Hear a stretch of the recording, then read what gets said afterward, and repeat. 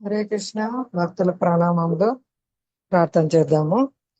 నమో ఓం విష్ణుపాదాయ కృష్ణ ప్రేష్టాయ భూతలే శ్రీమతే భక్తి వేదాంత స్వామిన్ ఇతి నామిని.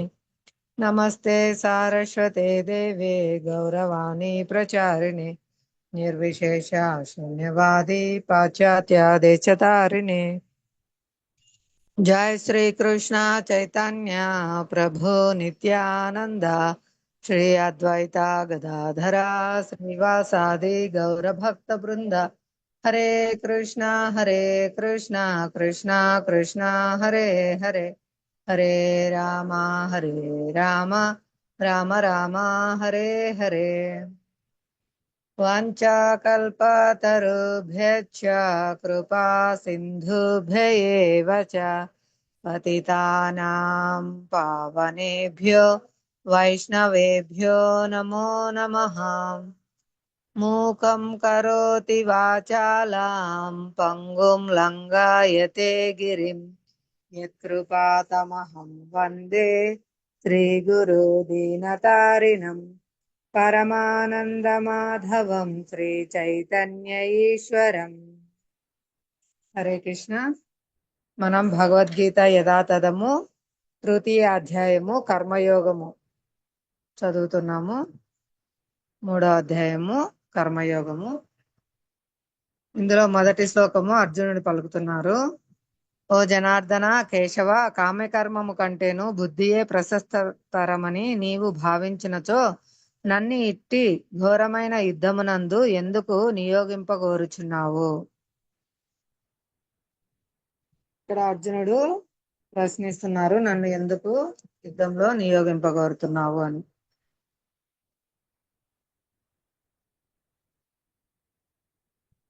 ఇక్కడ మనం తెలుసుకోవాల్సింది ఏంటంటే పరిపక్వత రాకముందే మనం వైరాగ్యానికి వెళ్ళరాదు. కనుక మనము నిష్కామ కర్మ చేయాలి. అంటే ఆ కర్మ అంటే భగవంతుని సంబంధంలో కర్మ చేయటం ద్వారా ఆ కర్మ మనల్ని బంధించదు. ఉదాహరణకు పరిపక్వత రాకముందే అంటే దానికి ఉదాహరణగా ఇంట్లో చక్కగా ఆడుకుంటూ తల్లిదండ్రులతో ఉంటూ ఉన్న పిల్లవాడిని తీసుకెళ్లి సడన్ గా హాస్టల్లో వేస్తే వాళ్ళ మనసంతా ఇంటిపైనే ఉంటుంది. చదువు మీద ఆ శ్రద్ధగా టీచర్లు చెప్పింది వినడం పైన దృష్టి ఉండదు. వాళ్ళు ఎప్పుడు ఇంటికి వెళ్ళాలని ఏడుస్తూ ఉంటారు. అలా ఏదైనా పరిపక్వత రాకముందే మనము ప్రదర్శించకూడదు అనమాట. వైరాగ్యం అలాంటివి మనకు ఆ కాలక్రమంలో సాధన చేస్తూ ఉంటే గురుకృష్ణుల దయ వల్ల అప్రయత్నంగా వస్తాయన్నమాట మనలో అటువంటి గుణాలు. ఏదైనా మన దగ్గర అంత శక్తి లేనప్పుడు మనం అటువంటి వైరాగ్యాన్ని ప్రదర్శించకూడదు. ఆచార్యులు చెప్పినట్లు కృష్ణుని సెంటర్ పాయింట్ గా చేసుకొని మన కర్మలు చేయాలి. వాటిని నిష్కామ కర్మ అంటారు లేదా అకర్మ అంటారు అనమాట. ఎందుకంటే భగవత్ సంబంధంలో చేయటం ద్వారా ఆ కర్మ మనల్ని బంధించదు. క్రమక్రమంగా మనం పైకి ఎదగడము చాలా ఉత్తమమైన అంశము. అంటే సడన్ గా మనం ఏది పొందలేమన్నమాట. సాధనమున పనులు సమకూరు ధరలోన అనే విధంగా ఆచారాల నిర్దేశంలో సాధన చేస్తూ ఉండడం ద్వారా క్రమక్రమంగా ఉన్నత స్థితికి వస్తాము. అలాగే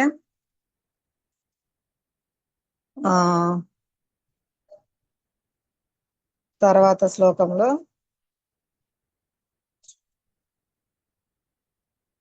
అనేకార్థములు కలిగిన నీ బోధనలచే నా బుద్ధి మోహం నొందింది. అందుచే నాకు ఏది అత్యంత శ్రేయదాయకమో దయించి నిశ్చయంగా తెలుపమని అడుగుతున్నారు అనమాట.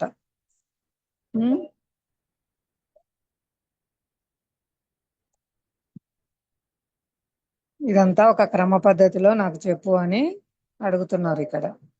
బుద్ధి యోగం చేత ఇంద్రియాలను నిగ్రహించడం, ఇంకా ఫలాపేక్ష రహిత కర్మ, ఇలాంటివన్నీ నాకు ఇంకా కొంచెం సవివరంగా వివరించమని అడుగుతున్నారు. కృష్ణ చైతన్యం అంటే ఏం చేయకుండా ఉండడం కాదు, ఆ కార్యకలాపాలతో నిండినది. కానీ ఆ కార్యకలాపాలు మనల్ని బంధించవన్నమాట. ఇంకా చెప్పాలంటే ఆధ్యాత్మిక జగత్తులో చాలా వైవిధ్యాలు ఉంటాయి. వైవిధ్యాలే ఆనందానికి మూలం. ఎంత వైవిధ్యం రకరకాలు ఉంటాయో అంత ఆనందం పొందుతూ ఉంటారు అన్నమాట. ఉదాహరణకు కోటాను కోట్ల రకాల ఆహార పదార్థాలు కృష్ణుని కోసం వండి కృష్ణునికి తినిపిస్తూ ఉంటారు అక్కడ. అది వెరైటీస్. ఆ వెరైటీస్ లో ఆనందం అన్నమాట. కృష్ణునికి ఏ వెరైటీ చేయాలి, ఏ రకంగా నేను కృష్ణునికి సంతృప్తి కలిగేటట్లు, కృష్ణునికి నచ్చేటట్లు ఈరోజు వంట చేయాలి అని డిఫరెంట్ గా ప్రయత్నాలు చేస్తూ ఉండడము, అది వైవిధ్యం అన్నమాట. అది ఆ రకరకాలుగా చేసి పెట్టడం కూడా వైవిధ్యాల్లో గొప్ప ఆనందం లభిస్తుంది.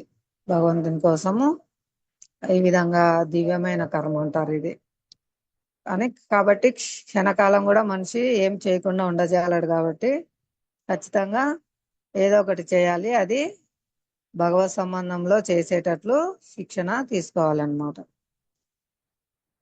ఇంకా 3వ శ్లోకంలో భగవంతుడు చెప్తున్నారు, దేవాదేవుడైన శ్రీకృష్ణ భగవానుడు పలికెను, పాపరహితుడవైన ఓ అర్జున, ఆత్మానుభూతిని పొందగోరు మానవులు 2 రకములని ఇదివరకే నేను వివరించి తిని. కొందరు దానిని సాంఖ్యం మరియు తాత్విక కల్పనల ద్వారా అవగాహన చేసుకొనగోరగా, మరికొందరు భక్తి యోగం ద్వారా దానిని అవగతం చేసుకొందురు, అవగాహన చేసుకొందురు అని చెప్తున్నారు. ఏంటంటే విష్ణు ప్రీత్యర్థమే కర్మలు చేయాలి, లేదంటే అవి మనల్ని బంధిస్తాయి. దానికి ఉదాహరణగా మనము ఇంతకు ముందు కూడా చెప్పుకున్నాము. సైనికులు వచ్చేసి గవర్నమెంట్ నిర్దేశంలో వాళ్ళ అధికారులు చెప్పినట్లు వాళ్ళు యుద్ధం చేస్తే వాళ్ళకి మెడల్స్ వస్తాయి. దేశం తరపున పోరాడడం వల్ల వాళ్ళు చేసేది నేరం కాదనమాట. ఆ విధంగా శాస్త్రానుసారము భగవంతుడు చెప్పినట్లు నడుచుకోవడం ద్వారా మన కర్మలు మనల్ని బంధించవు. ఇప్పుడు ఎలాగైతే ఆ సైనికుడు దేశం కోసము యుద్ధం చేస్తున్నారు అంటే ఇతరులను చంపాల్సి వస్తుంది యుద్ధంలో, కానీ అది నేరం కాదనమాట. ఆ విధంగా భగవంతునికి సేవ చేయడం మనము నేర్చుకోవాలి. ఇంకా దేవతలందరూ కూడా భగవంతుని నిర్దేశంలో పనిచేస్తున్నారు. వాళ్ళు మనకు కావాల్సినవన్నీ అందిస్తున్నారు. ఎలా అంటే ఉదాహరణకు ప్రభుత్వ నిర్దేశంలో వివిధ శాఖలు పనిచేస్తుంటాయి కదా. హోంశాఖ,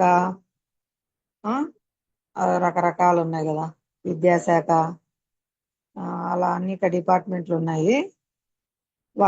ఆ విధంగా దేవతలకు కూడా ఒక్కొక్క డిపార్ట్మెంట్ ఇవ్వబడింది అనమాట.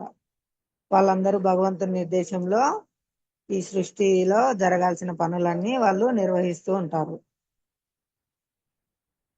ఇప్పుడు మనం ఏదైనా ప్రభుత్వం నుంచి సేవ పొందినామంటే ట్యాక్స్ కడతాం కదా. మళ్ళీ మనం ఈ విధంగా దేవతల నుంచి సేవలు పొందినందుకు కూడా మనము ట్యాక్స్ కట్టాలన్నమాట. అంటే మనం రైల్లో బస్సులో ప్రయాణించాలంటే టికెట్ తీసుకుంటాం కదా. అలాగే ఏదైనా మనం కొనుక్కోవాలంటే అంగడికి వెళ్తే అక్కడ డబ్బులు ఇస్తేనే మనకు అన్ని ఇస్తారు. ఆ విధంగా మనం వస్తువులు తెచ్చుకుంటాము. అలాగే మనము దేవతలకు యజ్ఞ నిర్వహణ ద్వారా వాళ్ళకి ఆహారం అందించాలన్నమాట. ఈ కలియుగ యజ్ఞం ఏంటి? హరినామ సంకీర్తనం. ఈ విధంగా హరినామ సంకీర్తనం చేయడం ద్వారా వాళ్ళకు ట్యాక్స్ పే చేస్తే దాని ద్వారా వాళ్ళు సంతృప్తి చెంది మనకు కావాల్సిన అవసరాలన్నీ వాళ్ళు తీరుస్తారన్నమాట. ఈ విధంగా మనం పరస్పర సహకారంతో అందరికీ శ్రేయస్సు కలుగుతుంది. దేవతలకు కావాల్సిన ఆహారం యజ్ఞం ద్వారా వాళ్ళకి అందుతుంది. మనకు కావాల్సిన అవసరాలన్నీ దేవతలు సంతృప్తి చెంది మనకు అందిస్తారన్నమాట. కానీ ఎవరైతే కేవలం భగవంతుడు ఇచ్చినవి, దేవతలు ఇచ్చినవి స్వీకరిస్తారో మళ్ళీ వాళ్ళు తిరిగి యజ్ఞం ద్వారా వాళ్ళకు ట్యాక్స్ పే చేయకుండా ఉంటే వాళ్ళు దొంగలుగా పరిగణించబడతారు. అంతే కదా. భౌతికంగా కూడా మనం చూస్తే ట్యాక్స్ కట్టకుంటే వాళ్ళను నేరస్తులు అంటారన్నమాట. అలా మనం సేవలు పొందుతున్నాం కాబట్టి అన్ని భగవంతుడు ఇచ్చినవన్నీ అనుభవిస్తున్నాము. దేవతలు మన కోసం ఎంతో కష్టపడుతున్నారు. వాళ్ళ సృష్టి ధర్మం ప్రకారము వాళ్ళు చేయాల్సిన కార్యనిర్వహణ పనులన్నీ భగవంతుని నిర్దేశంలో చేస్తున్నారు. వాళ్ళకి యజ్ఞ నిర్వహణం ద్వారా ఆహారం అందుతుంది. ఈ కలియుగ యజ్ఞము హరే కృష్ణ కృష్ణ కృష్ణ హరే హరే హరే రామ రామ రామ హరే హరే అనే హరే కృష్ణ మహామంత్రాన్ని సంకీర్తన యజ్ఞం ద్వారా మనము అందరినీ సంతృప్తి పరుస్తాము. భగవంతుని, భగవద్భక్తులైన వారిని, దేవతల్ని అందరినీ కూడా సంతృప్తి పరుస్తాము అన్నమాట. చెప్పుకున్నాం కదా ఇంతకు ముందు, కృతయుగంలో తపస్సు చేసేవాళ్ళు, త్రేతాయుగంలో యజ్ఞాలు చేసేవాళ్ళు, ద్వాపర యుగంలో శ్రీ విగ్రహారాధన చేసేవాళ్ళు, ఇప్పుడు కలియుగంలో హరినామ కీర్తన ద్వారా భగవంతుని సేవించాలి. ఈ కలియుగంలో చాలా సులభ పద్ధతి ఇచ్చినారనమాట భగవంతుడు. ఈ సులభమైన పద్ధతి ద్వారా మనము శ్రీకృష్ణుని సులభంగా సంతృప్తి పరచవచ్చు. ఇప్పుడు ఏదైనా మనం కావాలనుకుంటే మనకు హక్కు ఉంటుంది, మరియు హక్కులతో పాటు బాధ్యతలు కూడా ఉంటాయన్నమాట. కానీ ఎక్కువ మంది హక్కుల కోసం పోరాడుతుంటారు కానీ నేను బాధ్యతగా సక్రమంగా నా బాధ్యతలు నిర్వహిస్తున్నానా అని ఆలోచించడం లేదు. ఎప్పుడైతే అలా అందరూ ఆలోచన చేస్తారో అప్పుడు సంతోషంగా ఉంటారన్నమాట. మన హక్కు ఏంటి? ఆనందంగా ఉండడము. భగవంతుడు మనం ఆనందంగా ఉండడానికి ఎన్నో రకాలైన సౌకర్యాలు ఇచ్చారు. వాటన్నిటిని మనము అనుభవిస్తున్నాము. అలాగే బాధ్యతగా మనము హరినామ సంకీర్తన కూడా చేయాలన్నమాట. ఉమ్, ఉమ్, ఇంకా ఉదాహరణగా మనము శ్రీరామచంద్రుని రామాయణం చదువుకున్నాం కదా. శ్రీరామచంద్రుణ్ణి ఆయన తమ్ముడు లక్ష్మణుడు అనుసరించి వెళ్ళి సేవ చేశారు. ఆ ఆ విధంగా మనకు భగవంతుడు ఇస్తారనే లక్ష్మణుడు కూడా బలరాముడు గాని ఇలాంటి భగవంతుని యొక్క మొదటి విస్తరణ. ఏ విధంగా సేవలు చేయాలి భగవంతునికి అనేది వాళ్ళు సేవక భగవాన్ గా వచ్చి ఆచరించి చూపించారనమాట. ఏదైతే ఉన్నతమైన వాళ్ళు ఆచరిస్తారో అందరూ వాళ్ళని అనుసరిస్తారనమాట. కాబట్టి భగవంతుడే స్వయం తాను విస్తరించి భగవత్ సేవ ఎలా చేయాలో మనకు నేర్పించారు. అందుకే లక్ష్మణ స్వామి వారు గాని బలరాముడు గాని భగవంతునికి స్వయం భగవానే అయినప్పటికీ సేవక భగవాన్ గా వచ్చారు సేవలు చేయడానికి. స్వయం భగవానే విస్తరించారనమాట అక్కడ. ఆ విధంగా మనము వారిని చూసి నేర్చుకొని ఫాలో అవుతాము. మనం కూడా సేవలు చేస్తాము అనేది మన తండ్రి మనకు నేర్పించారు. ఎక్కువ మనం తల్లిదండ్రులను చూసే ఇన్స్పైర్ అవుతాం కదా. వాళ్ళు ఏది చేస్తే పిల్లలు అదే చేస్తారనమాట. వాళ్ళు ఎలా మాట్లాడితే అలా మాట్లాడతారు.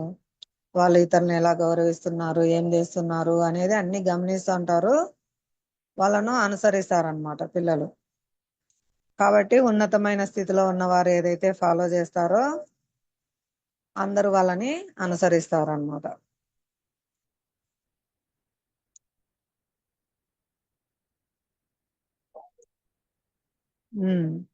అందుకే పూర్వమంతా నాయకులు రాజులు అందరూ కూడా చక్కగా రాజర్షులై భగవద్భక్తిలో ఉండి వాళ్ళు పాటిస్తూ ప్రజలందరి చేత పాటింపజేసేవారు అనమాట. ఎందుకంటే రాజే పాటిస్తున్నప్పుడు ఆ రాజ్యంలో ప్రజలందరూ కూడా ఆయన్ను చూసి ఆయన అనుసరిస్తారు, వాళ్ళు కూడా పాటిస్తారనమాట. ఈ విధంగా చెప్తున్నారు భగవంతుడు. తర్వాత శ్లోకంలో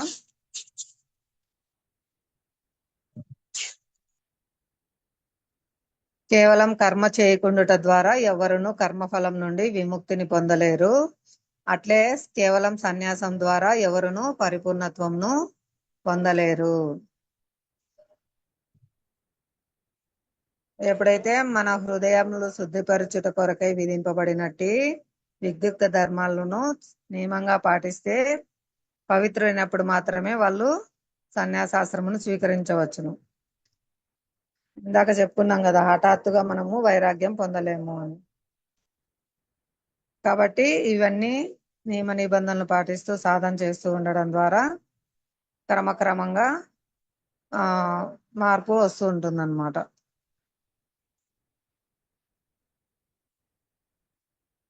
ఇంకా ఇక్కడ భాష్యంలో చెప్తున్నారు శ్రీల ప్రభుపాదుల వారు, ఈ తన విద్యుక్త ధర్మములను నిర్వర్తింపకున్నను ఒకవేళ గుణకర్మరీత్యా ఆయన క్షత్రియ బ్రాహ్మణ వైశ్య శూద్ర వంటి నామమాత్రమైన వృత్తి ధర్మాలను నిర్వర్తింపలేకపోయినా కూడా దివ్యమైన భగవత్ సేవను స్వీకరించి తన శక్తి అనుసారం పురోగమించినచో దీన్నే బుద్ధియోగం అంటారు. భగవంతునిచో ఆమోదింపబడును. స్వల్పమప్యస్య ధర్మస్య త్రాయతే మహతో భయాత్. అనగా అట్టి ధర్మాచరణము స్వల్పంగా ఆచరింపబడినను అది మానవుని ఘోర భయముల నుండి తరింపజేయగలదు.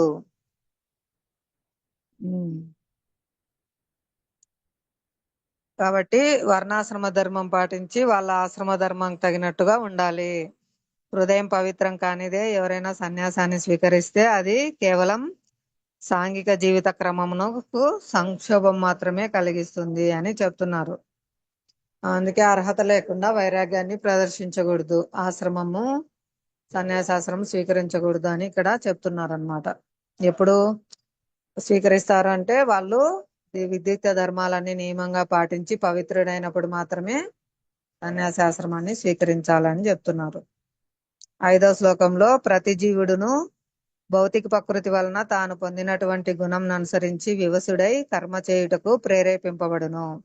కావున ఏదిని చేయకుండా క్షణకాలం కూడా ఎవడును ఉండజాలడు.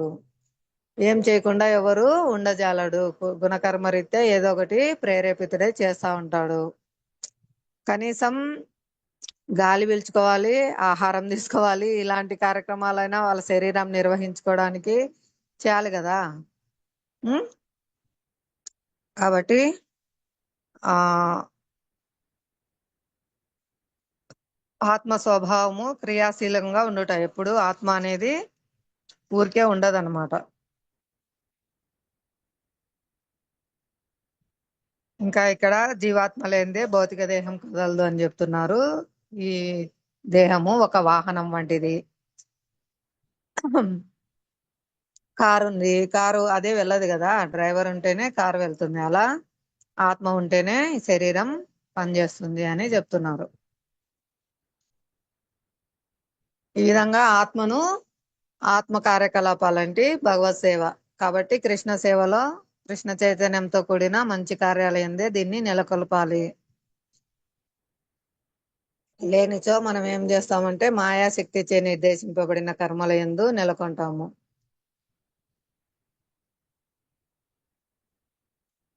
ఈ విధంగా మనం గుణ సంపర్కం నుంచి విడబడాలంటే సత్వ రజ స్తమో గుణాల నుంచి ఖచ్చితంగా శాస్త్రములందు విధింపబడిన విద్యుక్త ధర్మాలను విధిగా ఆచరించాల్సి ఉంటుంది అని చెప్తున్నారు. ఉం? కాబట్టి మన ఆత్మ యొక్క నిజ కర్మ కృష్ణ చైతన్యం నందు నెలకొన్నప్పుడు అది ఏది చేయగలిగినను అది శ్రేయస్సునే కలిగిస్తుంది. దీన్ని భాగవతంలో 1వ స్కందంలో 5వ అధ్యాయం 17వ శ్లోకంలో మానవుడు కృష్ణ చైతన్యమును స్వీకరించినచో శాస్త్ర విహితములైన కర్మలను అనుసరింపకున్నను భక్తియుక్త సేవను సక్రమంగా నిర్వర్తింపకున్నను అతడు తన ఉత్తమ స్థితి నుండి పతనం నొందినను ఎట్టి నష్టమును గాని పాపమును గాని పొందడు. అట్లుగాక అతడు శాస్త్రములలో తెలిపిన అన్ని పవిత్రీకరణ విధానములను నిర్వహించినను కృష్ణ చైతన్యవంతుడు కానిచో అతడు ఎట్టి లాభమును పొందగలడు.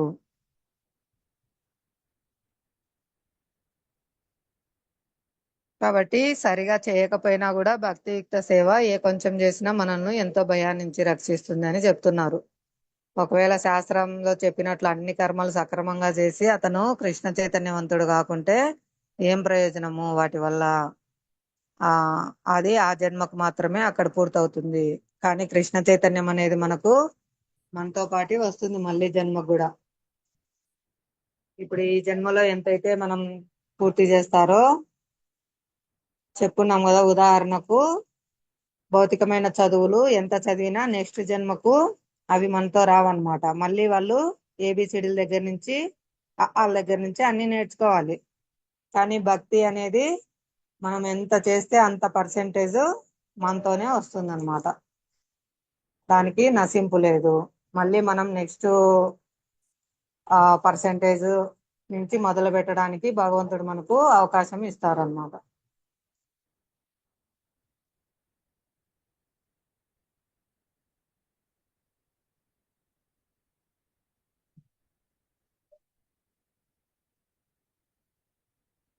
ఇంకా నెక్స్ట్ 6వ శ్లోకంలో కర్మేంద్రియములను నిగ్రహించినను మనస్సుచే ఇంద్రియార్థములను ధ్యానించువారు నిశ్చయంగా తనను తాను మోసగించుకొనును. అటివాడు మిథ్యాచారి అనబడును.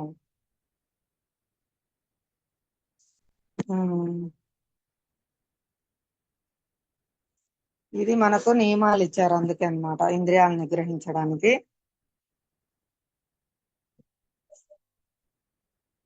ఈ 4 నియమాలు ఎక్కడైతే ఉల్లంఘిస్తారో అక్కడ కలి ఉంటుంది అన్నమాట. కలి పురుషుడు ఉంటాడు. ఆ కలికి పరీక్షిత్తు రాజ్యంలో చోటు లేదని అడ్డం పడతారు కదా, అంటే కలిని రానివ్వకుండా చేస్తారు కదా. అప్పుడు కలి నా నా యుగము ఇది, నువ్వు నాకు చోటు ఇవ్వకపోతే ఎలా, నేను నా కర్తవ్యాన్ని నిర్వహించాలి కదా అని అడుగుతారనమాట. ఆ ఆ, ఇంకా కలి అప్పుడు ఆ, వేడుకుంటే గన పరీక్షిత్ మహారాజు ఎక్కడైతే ఈ 4 నియమాలు ఉల్లంఘిస్తారో అక్కడ నువ్వు ఉండు అని స్థానం ఇస్తారు. అప్పుడు కలి ఇంకొక స్థానం కూడా ఇవ్వమని అడుగుతారు అనమాట. అప్పుడు ఎక్కువ ఎవరైతే ఆ భగవత్ సేవకు కాకుండా ఇంద్రియ ప్రీతి కోసం ధనం పోగు చేసుకుంటారో, బంగారు ధనం అలా అక్కడ కూడా కలి ఉంటుంది. కలి అంటే కలహాలు అనమాట. ఊరికేనే చిన్న విషయానికి కూడా కలహాలు అనేది ఆ చేస్తుంటారు అనమాట. కలి ఉన్న చోట కలహాలు ఏర్పడుతూ ఉంటాయి.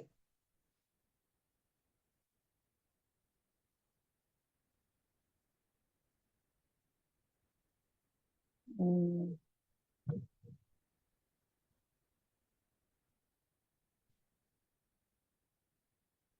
ఇంకా పరీక్షిత్ మహారాజు ఆ అటువంటి పరిస్థితుల్లో కూడా ఎంతో బాగా పాలిస్తున్నారనమాట. అంటే కలియుగం ఆరంభమైంది, అయినప్పటికీ పరీక్షిత్తు ఆ భగవంతుని కోసం అన్ని త్యజించి ఆ భగవత్ భగవత్ భక్తి యొక్క గొప్పతనం తెలియజేస్తూ మనకు ఆ ఆ, భాగవతం వినడానికి గంగా నది ఒడ్డుకు వెళ్ళారనమాట. అక్కడ శ్రీ సుఖదేవ గోస్వామి వారు ఎంతో మంది గొప్ప గొప్ప మహర్షుల సం వాళ్ళ యొక్క సన్నిధిలో పరీక్షిత్ మహారాజుకి భాగవతం బోధిస్తారు. ఆ అలా మనము మన పరిస్థితుల్లో మనం ఉండే స్థితిలోంచి వెళ్ళిపోలేం కాబట్టి ఈ కలియుగంలో చైతన్య మహాప్రభు మనకు సులభంగా ఇచ్చారనమాట. స్థితిగత శ్లోకంలో చెప్తారు, మీరు ఎక్కడున్నారో అక్కడ ఉండి, మీరు ఏ స్థితిలో ఉన్నారో అక్కడే ఉండి హరినామ సంకీర్తనం చేయండి. కాబట్టి మనకు చాలా సులభతరం చేశారనమాట చైతన్య మహాప్రభు. ప్రస్తుతం మీరు ఎక్కడున్నారో ఆ ఆ విధమైన పరిస్థితుల్లోనే, అంటే ఏ యొక్క ఆశ్రమంలో ఉన్నారో, గృహస్థులైతే గృహస్థాశ్రమంలో ఎక్కడ ఉన్న వాళ్ళు అక్కడే ఉండి భగవంతునికి సేవ చేయండి. సులభంగా హరే కృష్ణ ఆ మహామంత్రము జపించడం ద్వారా, కీర్తించడం ద్వారా మీరు భగవంతుని సేవలో నెలకొని అందరికీ ఆదర్శంగా ఉండండి అని ఇచ్చారనమాట.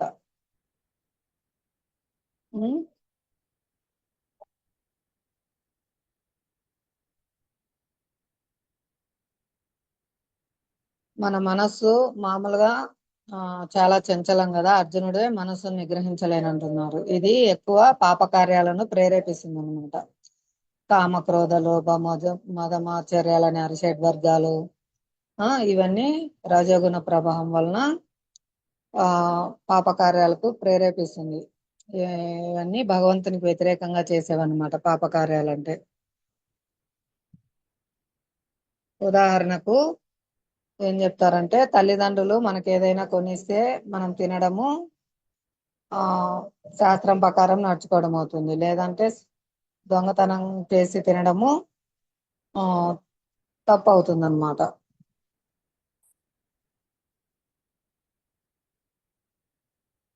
ఈ విధంగా మనకు ఆచార్యులు కొన్ని నియమాలు విధించడం ద్వారా మన మనస్సుని నియంత్రించడానికి ఆ శాస్త్రాదేశాలను చూపిస్తున్నారు. శాస్త్రాదేశమే మనకు మనస్సును నియంత్రించడానికి శాస్త్రాదేశం ముఖ్యమైనదన్నమాట.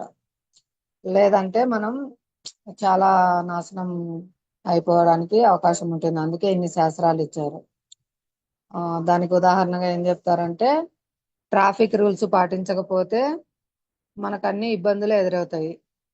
అక్కడ ఎటు వెళ్లకుండా అన్ని నిలబడిపోతాయి కదా వాహనాలు.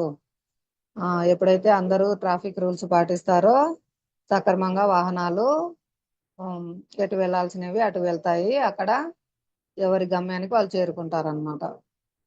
ఆ విధంగా సమాజం యొక్క ప్రగతికి ఆ శాస్త్ర నియమాలు పాటించకుంటే అవరోధం ఏర్పడుతుంది కనుక ప్రతి ఒక్కరు కూడా నియమాలు పాటించాలన్నమాట.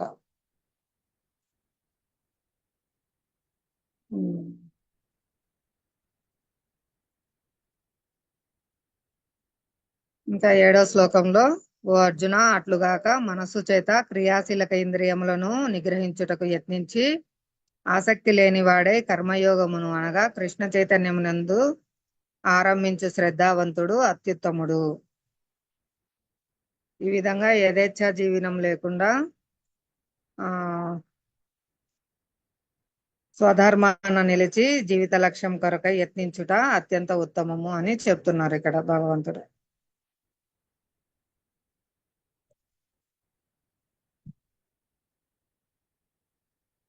వాస్తవమునకు విష్ణువును చేరుటయే నిజమైన స్వార్థగతి లేదా జీవిత పరమార్థము.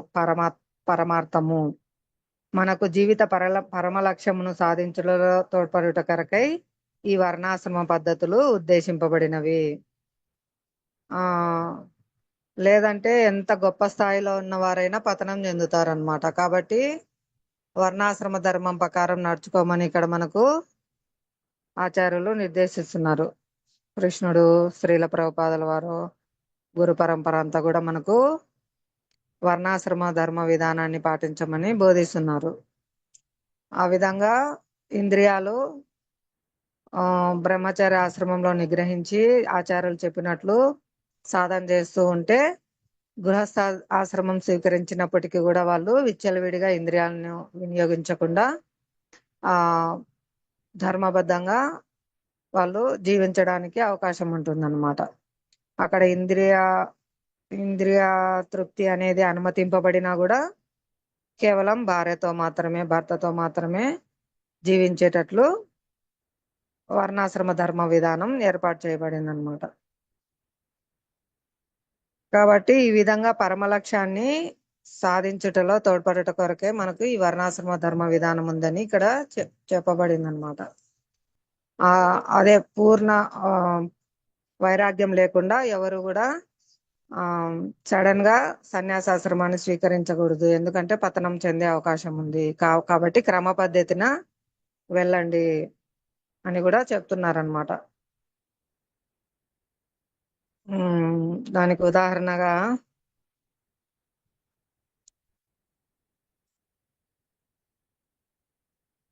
ఎవరైనా ఫ్రెండ్స్ ఉంటారు, ఇతర ఫ్రెండ్స్ ఎవరైనా వాళ్ళు తప్పులు చేస్తూ ఉంటారు. ఆ తప్పులు చేయడం వల్ల వాళ్ళ ఆరోగ్యం చెడిపోతుంది. అది పేపర్లో కూడా వస్తుంది అనమాట. అది చదివి కూడా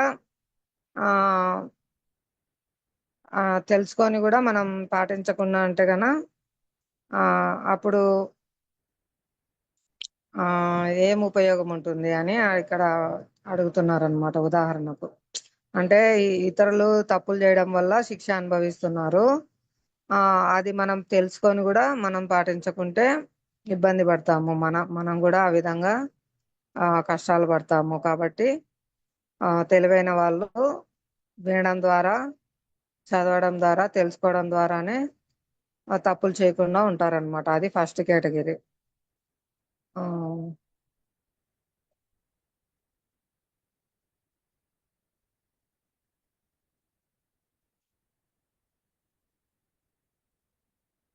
ఇప్పుడు అది తెలుసుకొని కూడా ఎవరైనా నేను ఒక నిర్ణయం తీసుకున్నా అని చెప్తారు. ఏం తీసుకున్నావు అని అంటే గన ఇవన్నీ పేపర్లలో వస్తున్నాయి కాబట్టి నేను ఈ పేపరే చూడకుండా ఉంటా అని నిర్ణయం తీసుకున్నా అని అంటారు. అంటే దానివల్ల సమస్య తొలగిపోదు అనమాట. అంటే అక్కడ ఏం చెప్తున్నారంటే ఇది శాస్త్రం తెలుసుకోవడం ద్వారా ఇది చేస్తే ఇది పొందుతారు అనే తెలుసుకోవడం ద్వారా చేయకుండా ఉండడానికి స్కోప్ ఉంటుంది. నేను అసలు శాస్త్రమే తెలుసుకోను, అవి తెలుసుకుంటే ఇలాంటివన్నీ ఉంటాయి, ఇలా చెప్తారు, అలా చెప్తారు రూల్స్ అన్ని అని అని నేను అసలు తెలుసుకోను, నేను రాను, నేను వినను అని చెప్తే నష్టపోయేది మనమే అనమాట. ట్రాఫిక్ రూల్స్ తెలుసుకోకుండా రోడ్డు మీదకి వెళ్తే ఏమవుతుంది, నాకు తెలియదన్నా కూడా అక్కడ తప్పు చేస్తే ఫైన్ వేస్తారు, లేదంటే అరెస్ట్ చేస్తారు అనమాట. కాబట్టి ఖచ్చితంగా అందరూ శాస్త్రం తెలుసుకొని పాటించాలి అని చెప్తున్నారు ఇక్కడ. నేను చదవను, పేపర్ అదే నేను చూడనన్నంత మాత్రాన నువ్వు అంటే నేను అక్కడ తప్పించుకోవడానికి లేదు అని చెప్తున్నారు.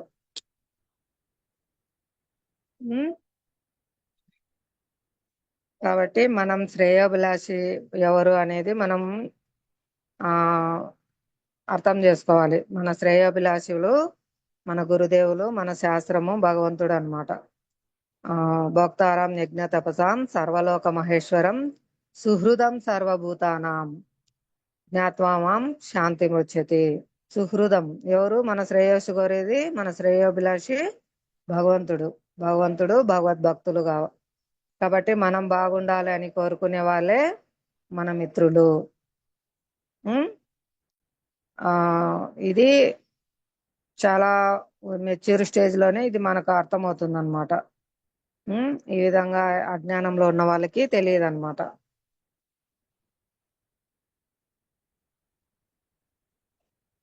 దీనికి ఉదాహరణ ఏం చెప్తున్నారంటే, పిల్లలకు స్కూలు 6 రోజులు ఉంటుంది, ఒకరోజు సెలవు ఇస్తారు సండే. ఈ విధంగా ఉండాలనా? లేకపోతే ఒకరోజు స్కూల్ ఉండి 6 రోజుల పాటు సెలవు కావాలా అంటే పిల్లలు ఏమంటారు? మేము ఆడుకుంటాము, మాకు 6 రోజులు సెలవులు కావాలి అంటారనమాట. కాబట్టి వాళ్ళ నిజ శ్రేయస్సు ఏమిటో వాళ్ళకి తెలియదు. ఆ విధంగానే మనకు నిజ శ్రేయస్సు ఏమిటో తెలియదు. కాబట్టి ఆచార్యులు మనకు ఈ నియమ నిబంధనలన్నీ ఇచ్చారు.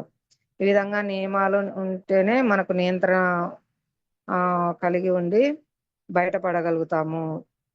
అలాగే మన గమ్యస్థానానికి కూడా చేరుకుంటాము అని చెప్తున్నారు ఇక్కడ.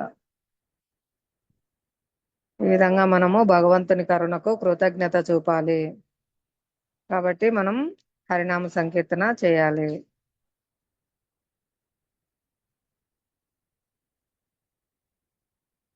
హరే కృష్ణ. ఏమైనా ఈ 7 శ్లోకాల్లో మీకు అర్థం కానేది ఉన్నా, మీకు లేదా మీరు అర్థమైనది శాస్త్రాల నుంచి కానీ భగవంతుని భక్తుల గురించి విన్నది కానీ మీకు అర్థమైనది ఏదైనా ఉంటే మీరు కూడా చెప్పండి. తర్వాత మనం 8వ శ్లోకానికి వెళ్దాము. హరే కృష్ణ.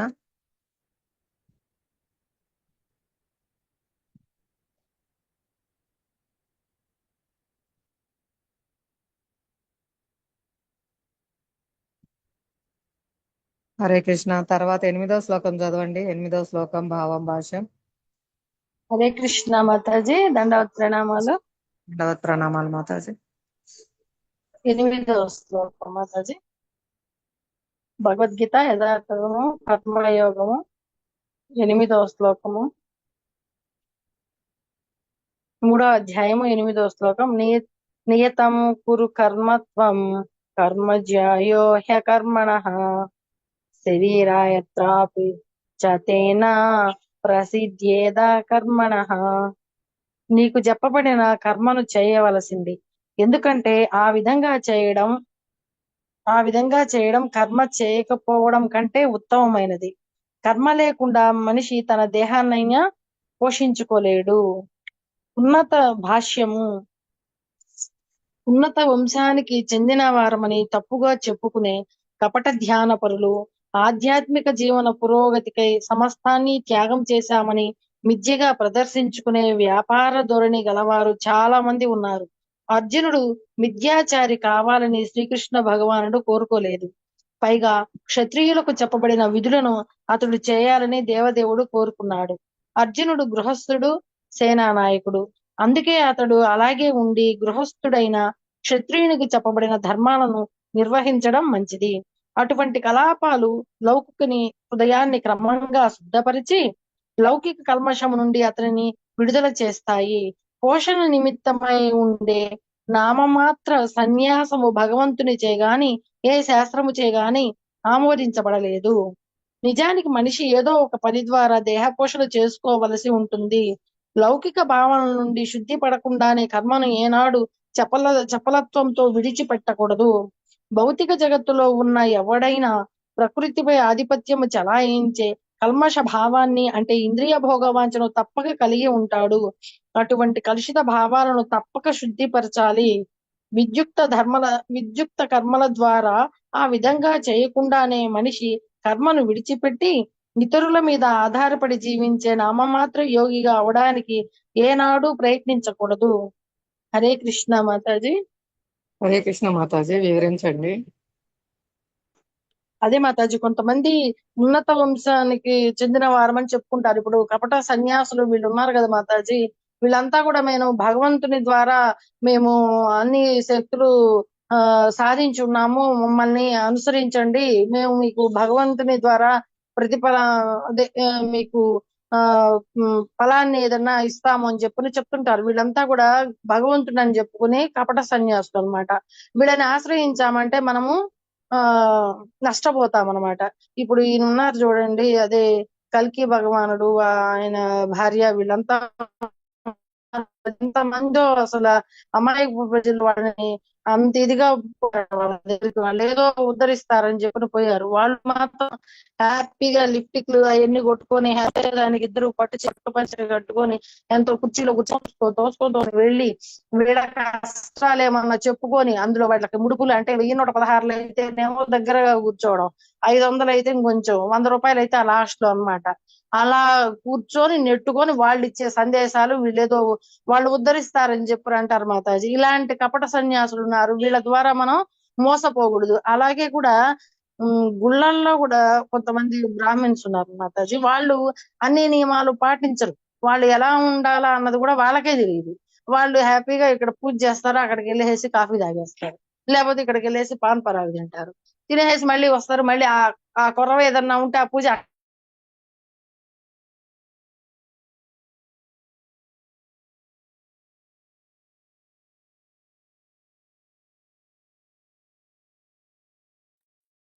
హరే కృష్ణ, వాయిస్ వినిపించరాదు. మిథ్యాచారులాగా ఉంటారు. వీళ్ళు అటు ఇటు కాకుండా ఉంటారు.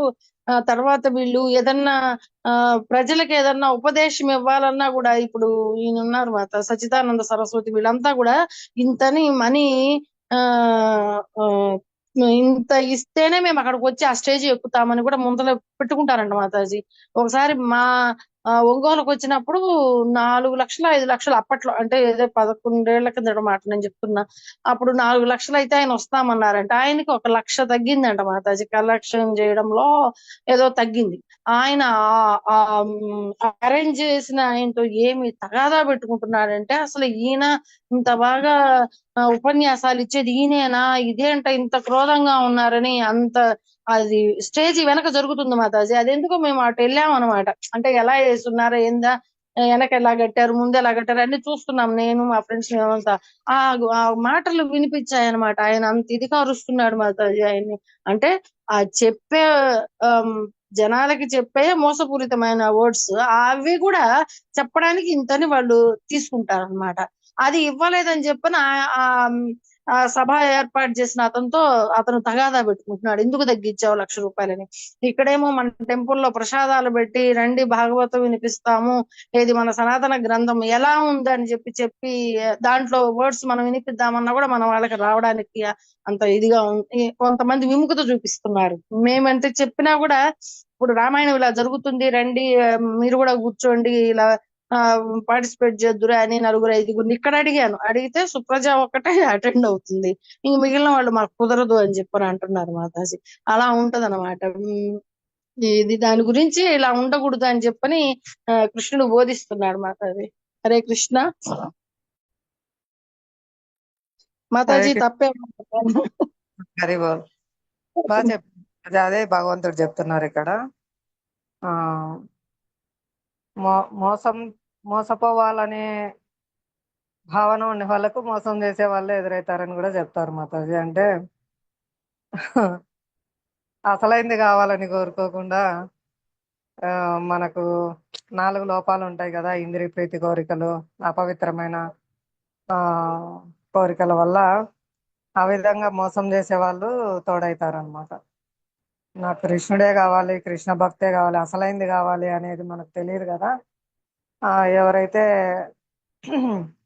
ఆ విధమైన భౌతిక కోరికలతో అపవిత్రమై ఉంటారో వాళ్ళకి మోసం చేసే వాళ్ళు కూడా ఎదురవుతారు అనమాట.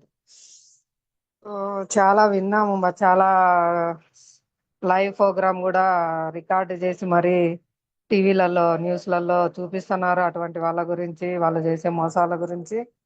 అయినప్పటికీ వాళ్ళ దగ్గరికే వెళ్తున్నారు. అది చాలా బాధాకరమైన విషయము. ఈ కలియుగంలో ఇలా కపటమైన వాళ్ళందరూ అభివృద్ధి చెంది చాలా తప్పుదోవ పట్టిస్తున్నారు. ఏదో ఆధ్యాత్మికంగా కొంచెం ఏదో తెలుసుకుందాము, ప్రయోజనం పొందుదాం అనుకునే వాళ్ళను కూడా చాలా తప్పుదోవ పట్టిస్తున్నారు అనమాట. ఆ అదే మాతాజీ, కాలము వృధా అయిపోతుంది, డబ్బు వృధా అయిపోతుంది. అది మాత్రం మన వాళ్ళు తెలుసుకోలేకపోతున్నారు. వాళ్ళు ఏదో చెప్తే దాన్ని అడ్డదిడ్డంగా ఏదో షార్ట్ కట్ లో అయిపోద్ది. షార్ట్ కట్ లో మనకి ఆ ప్రతిఫలం అనేది కావాలి.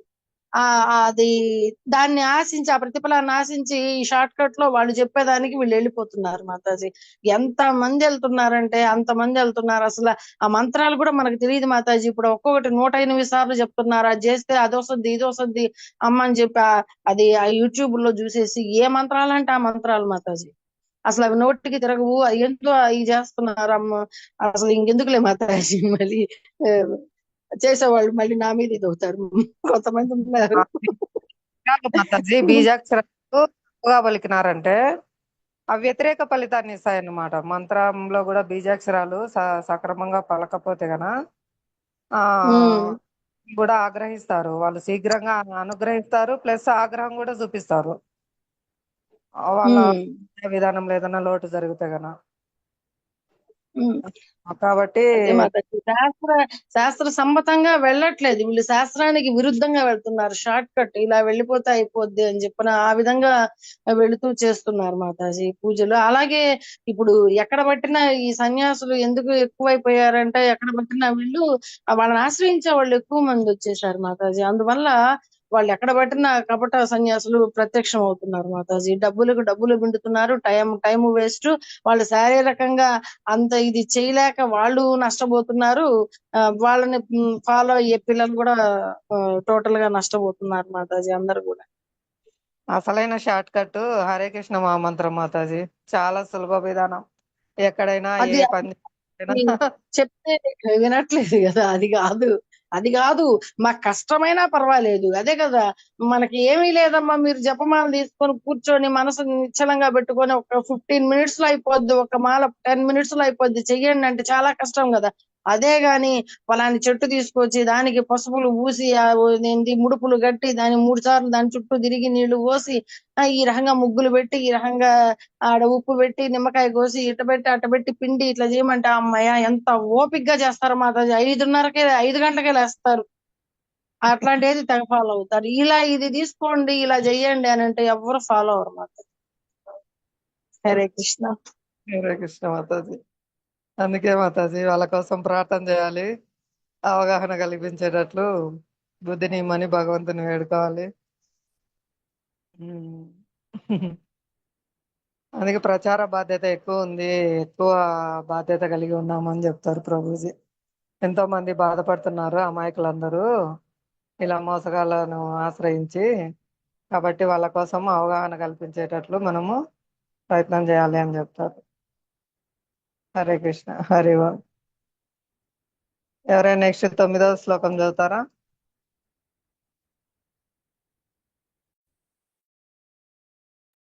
హరే కృష్ణ.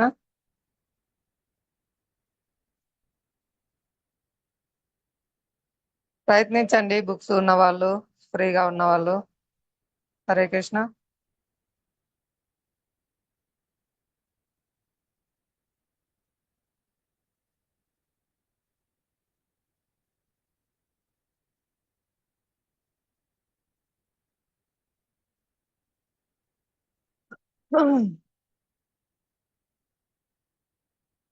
హరే కృష్ణ హరే కృష్ణ కృష్ణ కృష్ణ హరే హరే హరే రామ హరే రామ రామ రామ హరే హరే.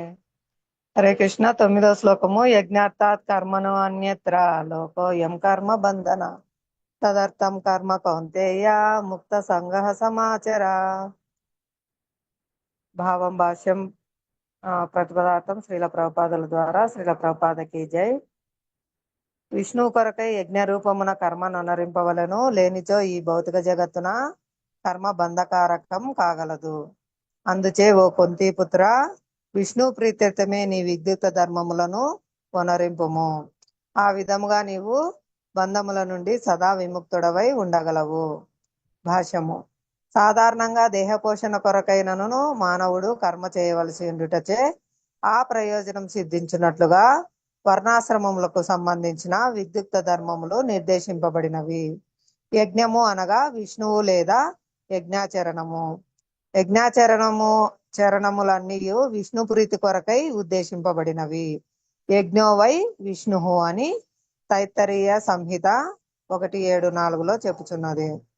మానవుడు తనకు విధింపబడిన యజ్ఞములను ఆచరించినను లేదా విష్ణు భగవానుని ప్రత్యక్షంగా ఆరాధించినను ఒకే ప్రయోజనమును పొందగలడు. అనగా ఈ శ్లోకమున తెలిపినట్లుగా కృష్ణ చైతన్యమనున్నది యజ్ఞమును ఆచరించుటయే. వర్ణాశ్రమ పద్ధతి కూడా విష్ణు ప్రీతినే లక్ష్యముగా భావించును. వర్ణాశ్రమాచారవత పురుషేణ పరపుమాన్ విష్ణు ఆరాధ్యతే. విష్ణు పురాణము 3.8.8 చెప్పబడింది. కనుకనే మానవుడు విష్ణు ప్రీత్యర్థమే కర్మ నొనరింపవలసి ఉన్నది. ఈ భౌతిక జగత్తున చేయబడు ఇతర కర్మ ఏదైనను బంధకారకమగును. ఎందుకనగా శుభ అశుభ కర్మల రెండింటికి ఫలములండును మరియు అవి కర్తను బంధించును. కనుక ప్రతి ఒక్కరూ శ్రీకృష్ణుని లేదా విష్ణువుని సంతృప్తి పరచుట కొరకు కృష్ణ చైతన్యమున కర్మ నొనరింపవలెను. అట్టి కర్మలను చేయునప్పుడు అతడు ముక్త స్థితి ఎందుండును. ఇది గొప్ప కర్మాచరణ కళ. ఆరంభమునందు ఈ విధానమునకు నిష్ణాతులైన వారి నిర్దేశము అవసరమై ఉన్నది. కనుకనే మానవుడు కృష్ణ భక్తుని అనుభవపూర్వకమైన నిర్దేశమును అనుసరించి గాని లేదా ఎవరి సమక్షమున అర్జునుడు కర్మ చేయు అవకాశం కలిగెనో ఆ విధంగా శ్రీకృష్ణ భగవానుని ప్రత్యక్ష బోధనలను అనుసరించి గాని నేర్పుతో వర్తింపవలసి ఉండును. ఇంద్రియ సంతృప్తి కొరకు కాకుండా శ్రీకృష్ణుని సంతృప్తి కొరకై ప్రతి కర్మను నిర్వహింపవలెను. ఇట్టి అభ్యాసము మానవుని కర్మఫలముల నుండి రక్షించుటయే కాకుండా భగవద్ధామమునకు చేర్చగల ఉత్తమమైన భగవానుని ప్రేమయుక్త సేవాస్థితికి కూడా అతనిని క్రమంగా ఉద్ధరింపగలదు. హరే కృష్ణ. ఇక్కడ మనకు భగవంతుడు చెప్తున్నారు, విష్ణువు కొరకై యజ్ఞ రూపంలో కర్మను నింపవలను, లేనిచో ఈ భౌతిక జగత్తున కర్మ బంధకారకం కాగలదు. అందుచే ఓ కుంతీపుత్ర, విష్ణు ప్రీతమే నీ విద్యుక్త ధర్మంలో నొనరింపుము. ఆ విధంగా నీవు బంధముల నుండి సదా విముక్తుడవై ఉండగలవు. కాబట్టి ఏ కార్యమైనా కూడా విష్ణు ప్రీతమే చేయాలి, అదే యజ్ఞము అని చెప్తారనమాట. కాబట్టి ఈ విధంగా వర్ణాశ్రమ ధర్మాన్ని ఆచరించి అయినా సరే విష్ణువుని సంతృప్తి పరచుటకే వర్ణాశ్రమ ధర్మ పద్ధతులు కూడా ఉన్నాయి. లేదా డైరెక్ట్ గా కృష్ణ చైతన్యంతో చేయబడు కర్మలు కూడా విష్ణు ప్రీత్యర్థమే ఉన్నాయన్నమాట.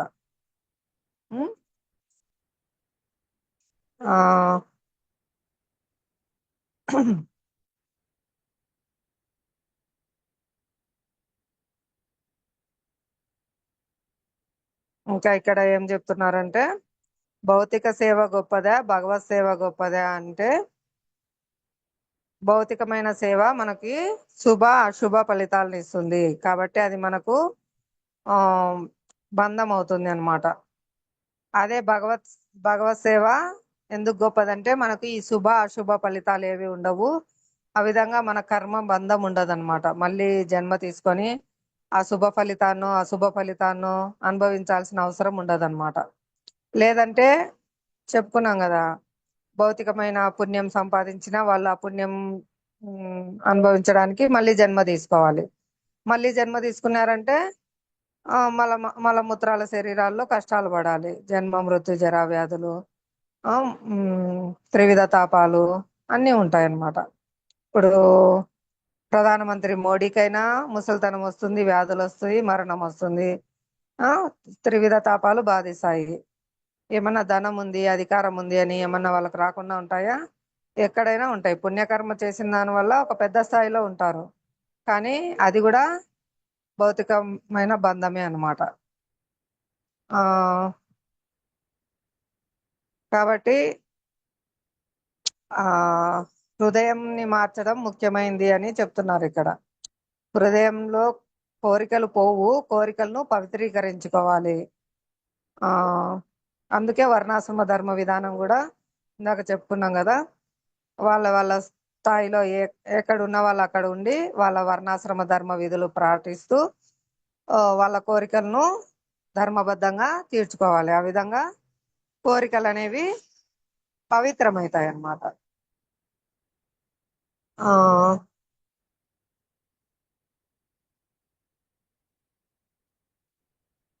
ఇంకా హృదయంలో మార్పు తీసుకురావడమే ఎంతో గొప్ప విషయం అన్నమాట. అందుకే చైతన్యంలో మార్పు రావాలనేది.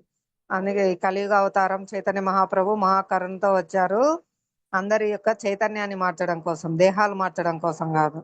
అదే కృష్ణుడు చూడండి, యుద్ధంలో అందరినీ సంహరించేస్తారు, దేహాలు కూడా మార్చేస్తారు.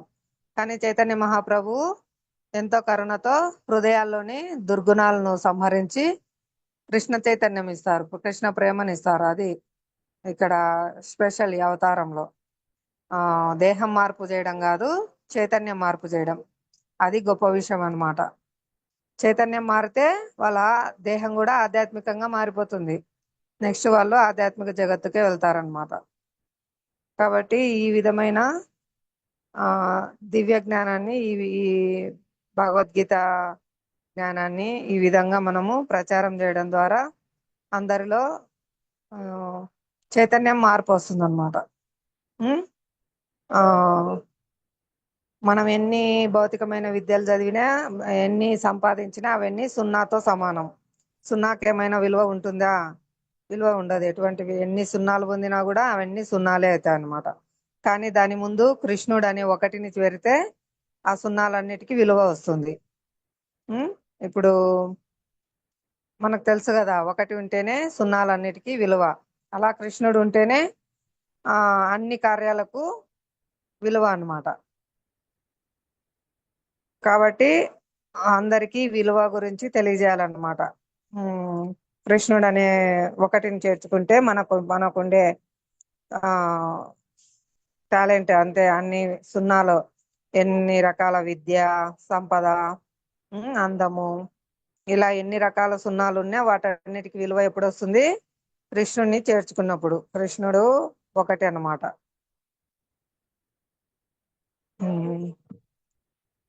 అదే విధంగా ఇంకా ఉదాహరణ ఏం చెప్తారంటే, కత్తి అనేది దుర్మార్గుని చేతిలో ఉంటే అది ఎంతో అపాయకరం అన్నమాట. అదే కత్తి డాక్టర్ చేతిలో ఉంటే అది సద్వినియోగం అవుతుంది. అతను ఆపరేషన్ చేసి ఆ వ్యక్తి యొక్క రోగాలను నయం చేస్తారు, వ్యాధిని నయం చేస్తారు. ఆ విధంగా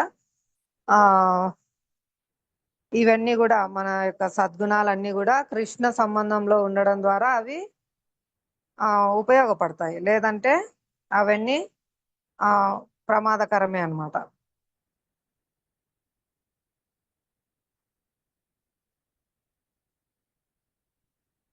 ఈ విధంగా మనస్సును పవిత్రీకరించేది మంత్రం అన్నమాట.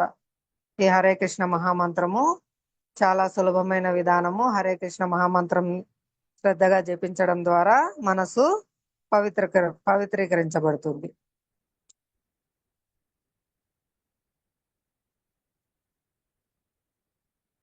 హరే కృష్ణ. నెక్స్ట్ ఎవరైనా పదవ శ్లోకం చెప్తారా? లేదంటే ఈ శ్లోకంగా ఎవరైనా వివరించే గన చెప్పండి. కృష్ణుని ప్రీత్యర్థమే, కృష్ణుని సెంటర్ పాయింట్ గా చేసుకొని మనం కార్యాలు చేయడం ద్వారా మనం యజ్ఞం చేసిన వారం అవుతాం, లేదంటే అది బంధ కారణం అవుతుంది ఏ పనులు చేసినా. హరే కృష్ణ మాతాజీ. హరే కృష్ణ మాతాజీ. దండవత్ ప్రణామములు మాతాజీ. ప్రణామములు మాతాజీ. భక్తులందరికీ ప్రణామములు మాతాజీ. మాతాజీ 10వది చదవాలా మాతాజీ? చెప్పండి మాతాజీ. హరే కృష్ణ. సహా యజ్ఞః ప్రజః సృష్ట్వా పూర్వో వచ ప్రజాపతిః అనేన ప్రస విశ్వస్ద్వమేషావో స్వష్ట కామదు.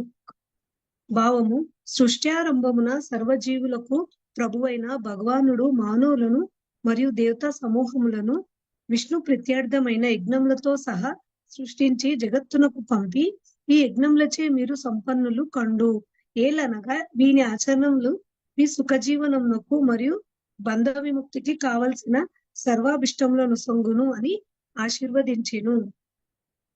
ప్రభుపాద రచించిన భాష్యము. శ్రీల ప్రభుపాదికి జై. హరే కృష్ణ. సర్వజీవులకు ప్రభువైన భగవానునిచే సృష్టింపబడిన భౌతిక జగత్తు బద్ధజీవులు భగవద్ధామమును తిరిగి చేరేందుకు ఒక అవకాశంగా ఇవ్వబడినది. జీవులందరూ దేవాది దేవుడైన విష్ణువు లేక కృష్ణుతో తమకు గల సంబంధం విస్మరించుట చేతనే ఈ భౌతిక జగత్తునందు ప్రకృతిచే బద్ధులగుచున్నారు. జీవులు అట్టి నిత్య సంబంధమును అవగాహనము చేసుకొనుటకు వైదిక నియమములు తోడ్పడును. భగవద్గీత 15వ అధ్యాయము 15వ శ్లోకం నందు భగవానుడు చెబుతున్నట్లు వైదేయంచ సర్వే రహమేవా వేద్యః, సమస్త వేదములు చేతనే నేను తెలియదగిన వాడును. పతిం విశ్వస్య త్వేశ్వరం అని తైత్తిరీయ రణ్యకంలోని మహానారాయణ ఉపనిషత్తు 11వ అధ్యాయము 3వ శ్లోకం నందు దేవాది దేవుడైన విష్ణువే జీవులందరికీ ప్రభు అని తెలుపబడినది. శ్రీమద్ భాగవతము 2.4.20 నందు కూడా శ్రీల సుఖదేవ గోస్వామి భగవానుడే పతి అని అనేక విధంగా పేర్కొనును. శ్రీయః పతిర్యజ్ఞాపతిః ప్రజాపతిర్ధ్యాయం పతిర్లోకపతిర్ధరాపతిః పతిర్గతిశ్చందక వృష్టా సాత్వాతం ప్రసీదాతాం మే భగవాన్ సతాం పతిః. భగవానుడైన విష్ణువే ప్రజాపతి. అతడే సమస్త జీవులకును సమస్త లోకములకును సమస్త సౌందర్యములకు పతి అయి ఉన్నాడు. సర్వమునకు అతడే సంరక్షకుడు. విష్ణు ప్రీతి కొరకు యజ్ఞం ఎట్లు నిర్వహింపవలెనో బద్ధజీవులు ఎరుగుట కొరకై వారిని ఈ భౌతిక జగత్తునందు భగవానుడు సృష్టించెను. తద్వారా వారు ఈ జగత్తునందున వరకు వారెట్టి కలతలు లేకుండా సుఖముగా జీవించి దేహ త్యాగనంతరము భగవద్ధామను తిరిగి ప్రవేశింపగలుగుదురు. అదే బద్ధజీవుల కొరకు ఏర్పాటు చేయబడిన కార్యక్రమము.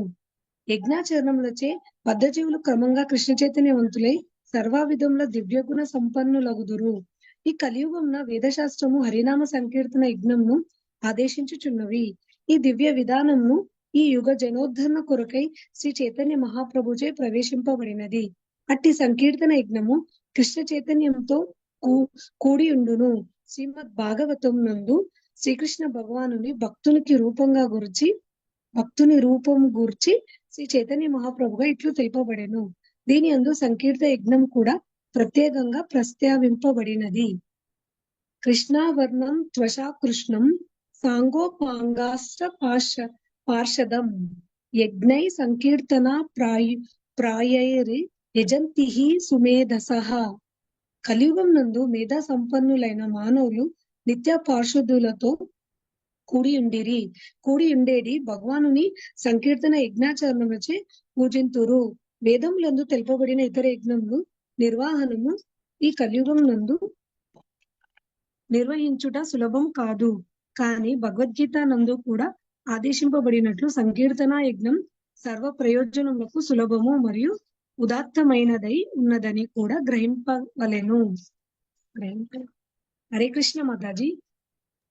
హరే కృష్ణ మాతాజీ. హరి బోల్. ధన్యవాదములు. సమయం అయింది, రేపు చర్చించుకుందాం దీని గురించి. ఓకే మాతాజీ. ఓకే. హరే కృష్ణ మాతాజీ. ధన్యవాదాలు మాతాజీ. ఈ కలియుగ ధర్మం హరినామ సంకీర్తనం ప్రచారం చేయుటకు మన ప్రొద్దుటూరు నుంచి పాదయాత్ర రథము చిత్తూరు నుంచి అహోబిలం వెళ్ళింది. ఇప్పుడు అహోబిలం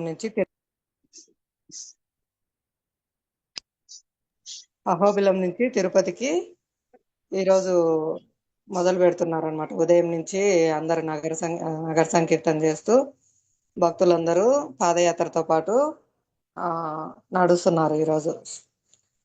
ఈ విధంగా హరినామ సంకీర్తనము ఇంటింటికి, గ్రామానికి, పట్టణంలో స్వయం నితాయ గౌర సుందర్ని ఆచార్యులు తీసుకెళ్తున్నారు హరినామ సంకీర్తనం నామప్రభువుని. ఇదన్నమాట ఎంత కరుణ మహాప్రభు ఎంత కరుణ అవతారం ఇచ్చారు అని. వీధుల్లోనే మహాప్రభు ఆరాధన జరుగుతుంది. హరినామ సంకీర్తన ఎప్పుడైతే వీధుల్లో కీర్తన చేస్తూ ఉంటారో అప్పుడు మహాప్రభువుని ఆరాధించినట్టు అనమాట. ఆ విధంగా శ్రీల ప్రభుపాదుల ఆజ్ఞ మేరకు శ్రీ పరమ పూజ్య శ్రీ లోకనాథ స్వామి మహారాజు వారు పాదయాత్ర ప్రారంభించారు. ఫస్ట్ ఎద్దుల బండి కూడా లేదంట. మహారాజు వారే నితాయ్ గౌర్ సుందర్ను తలపై పెట్టుకొని నడుచుకుంటూ గ్రామ గ్రామంలో తిరిగేవారు. తర్వాత నిదానంగా ఎద్దులు బండి అలా పాదయాత్రలో నితాయ్ గౌర్ సుందర్ని తీసుకెళ్ళడానికి స్టార్ట్ చేశారనమాట. అప్పుడు శిష్యులు వెళ్ళి కొంతమంది చెప్తారంట, ప్రభుపాదా మన లోకనాథ స్వామి దగ్గర ఏమీ లేదు పాదయాత్ర చేయడానికి, ఆయన దగ్గర ఎటువంటి ధనం లేదు అన్నట్లు చెప్తే గన లోకనాథ్ దగ్గర కృష్ణుడు ఉన్నారు అని చెప్తారు ప్రభుపాద. హరి బోల్. ఆ విధంగా ప్రభుపాద వారి దయ వల్ల ఆచార్యులు మనకు ఇంటింటికి హరినామ సంకీర్తన తీసుకొచ్చారు. అలాగే ఇప్పుడు పరమ పూజ్య శ్రీ లోకనాథ స్వామి మహారాజ్ వారు కడపకు వచ్చినప్పుడు అహోబిలం దర్శనంకు చెప్పారనమాట. ఇస్కాన్ ప్రొద్దుటూరు చాలా చక్కగా చేస్తున్నారు ప్రచార కార్యక్రమాలు. మహాప్రభువు అహోబిలం దర్శనం చేసుకొని తిరుపతి దర్శనం చేసుకొని ఇక్కడ ప్రచారం చేశారు పాదయాత్ర. కాబట్టి మీరు కూడా అహోబిలం నుంచి తిరుపతికి పాదయాత్ర చేయండి అని మహారాజు వారు చెప్పారనమాట. కాబట్టి శ్రీమాన్ మధురేష్ ప్రభుజీ మహారాజు వారి అభీష్టాన్ని నెరవేర్చడానికి, పూర్వాచార్యులందరి కోరికలు నెరవేర్చడానికి ఆ పాదయాత్ర నిర్వహిస్తున్నారు. చాలా గ్రామాలు తిరిగి అహోబిలం చేరుకునింది పాదయాత్ర పొద్దుటూరు నుంచి. ఎంతో మందికి కృష్ణ నామాన్ని, కృష్ణ ప్రసాదాన్ని పంచి ఇస్తూ, పుస్తకాలు ఇస్తూ వెళ్ళారు. ఇప్పుడు అహోబిలం నుంచి తిరుపతికి వెళ్తున్నారు అనమాట. హరి బోల్. పరమ పూజ్య శ్రీ లోకనాథ స్వామి మహారాజుకి జై, శ్రీమాన్ మధురేష్ ప్రభుజీకి జై, ప్రభుపాదకి జై, శ్రీమద్ భగవద్గీతం కి జై, అనంత కోటి వైష్ణవుకి జై, నమాచార్య శ్రీ ఠాకూర్ కి జై, సమావేశమైన భక్త జై. అందరూ కూడా పంచతత్వ మంత్రము హరే కృష్ణ మహామంత్రం 3 సార్లు చెప్పి పాదయాత్ర ఎటువంటి ఇబ్బందులు లేకుండా చక్కగా ప్రచారం చేస్తూ తిరుపతి చేరాలని మనం కూడా ప్రార్థన చేద్దాము. అందరూ పంచతత్వ మంత్రము హరే కృష్ణ మహామంత్రం చెప్పండి. జయ శ్రీ కృష్ణ కృష్ణ చైతన్య ప్రభు నిత్యానంద శ్రీ అద్వైత గదాధర శ్రీవాసాది గౌరభక్త బృంద. హరే కృష్ణ హరే కృష్ణ కృష్ణ కృష్ణ కృష్ణ కృష్ణ హరే హరే హరే హరే రామ హరే రామ రామ రామ రామ రామ రామ హరే హరే హరే. హరే జయ కృష్ణ శ్రీ కృష్ణ హరే కృష్ణ కృష్ణ కృష్ణ కృష్ణ కృష్ణ కృష్ణ హరే హరే హరే హరే హరే హరే రామ రామ హరే హరే రామ రామ రామ రామ రామ రామ హరే హరే హరే. హరే హరే కృష్ణ కృష్ణ హరే హరే కృష్ణ కృష్ణ కృష్ణ కృష్ణ కృష్ణ కృష్ణ హరే హరే హరే హరే. హరే హరే రామ రామ హరే హరే రామ రామ రామ రామ హరే హరే రామ హరే హరే హరే. హరే బోల్. హరే కృష్ణ. ధన్యవాదాలు హరే కృష్ణ. ధన్యవాదాలు అందరికి. మాతాజీ. పాదయాత్రకి జై. జై. జై. శ్రీరామపాదకి జై.